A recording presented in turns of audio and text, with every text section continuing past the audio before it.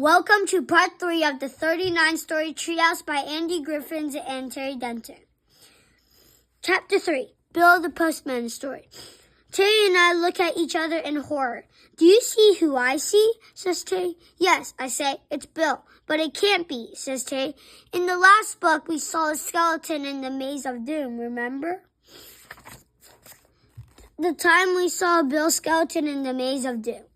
"Yes, of course I remember," I whisper, "which means that it can't be Bill down there. It must be a zombie."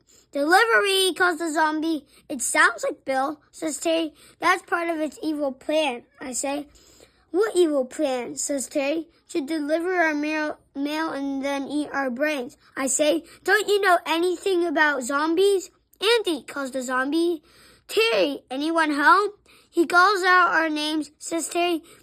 "It must be Bill." "Yeah," I say. "Bill the zombie." "Come on, you chuckleheads," says the zombie. "I can hear you up there. I've got a package for you." "Can you leave it at the door?" I say. "We're kind of busy." "Brains." Afraid not," says the zombie. "It's a special delivery from Switches R Us. I'm going to need you to sign for it." "We need that switch, Andy," whispers Terry. "Yeah, and we also need our brains," I whisper back. "I'm not a zombie, you know," calls the zombie. "Did you hear that, Andy?" says Terry. "He says he's not a zombie." "That's exactly the sort of a thing zombie would say," I tell him. "We can't risk it." "All right, then," calls Bill. "If you won't come down, then I'm coming up." "Oh, no," I yell. "It's a zombie attack. Grab the flamethrowers, Terry." "What flamethrowers?" "The ones you were supposed to make to protect us against zombie attack." "Oh, those flamethrowers," says Terry. "I didn't get around to it. I was too busy working on the 39th level.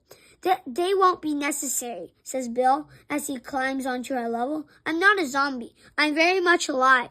"But we thought you were dead," says Terry. Bill grinned. "So did I when I read the 26-story treehouse and saw the picture of a skeleton wearing my postman's cap. I was very sad for a while until I realized that if I was feeling sad, then I must still be alive. So it couldn't have been me in the picture after all." "But if it wasn't you," says Terry, "then who was it?" "Well, it's a bit of a long story," says Bill. "And as you know, long stories take longer to tell than short stories, which, yes, we know," I say. "Can you make it a short, long story?"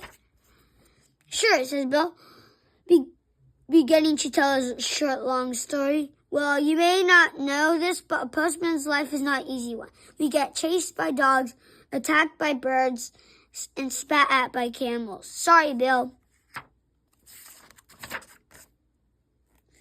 "But worse than any of these things is the ever-present threat of being ambushed by the birthday card bandits." "The birthday card bandits?" says Terry. "They sound bad." "They are bad," says Bill. "Badder than you can imagine, and feared by postal workers throughout the land." "Why?" I say.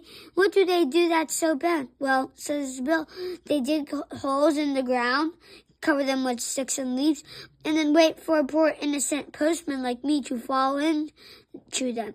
He, ha ha. Once they've captured enough postmen, they take their uniforms, dress up in them, and then go through the sacks of mail and steal the money and the birthday cards that kind parents have sent to their grandchildren for their birthdays. And as if that's not bad enough, they write back to the grandparents pretending to be the child and ask the grandparents to send more money to replace what was stolen. And when they do send more money, the birthday card bandits steal that as well." "That's terrible," says Terry. "I know," says Bill, "but that's not even the worst thing they do."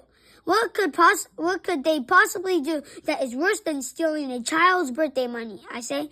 "I'll tell you what," says Bill. "Sometimes they intercept the children's birthday party invitations as well. And then they go around to the houses where the birthday parties are held and steal the balloons right off the front gate. Hee hee. And that's not all. They steal the children's party hats, party blowers, presents, and sometimes they even steal the birthday boy or girl's birthday wish by blowing out the candles on their birthday cake first. Foof.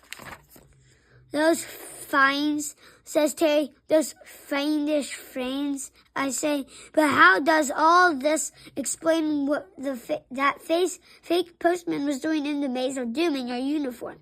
Well, says Bill, like many postmen, I was too captured by the birthday card bandits. They stole my uniform and tied me up.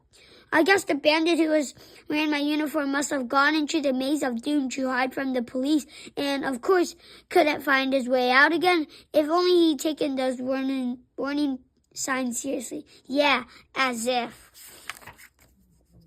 Well, I'm glad it wasn't you in the Maze of Doom, I say. Me too, says Terry, and I'm going to add another sign to the entrance so there's no chance of that ever happening again. No fake postmen allowed. Especially you birthday card bandits. This is the end of part 3 of the 39 story Treehouse by Andy Griffiths and Terry Denton.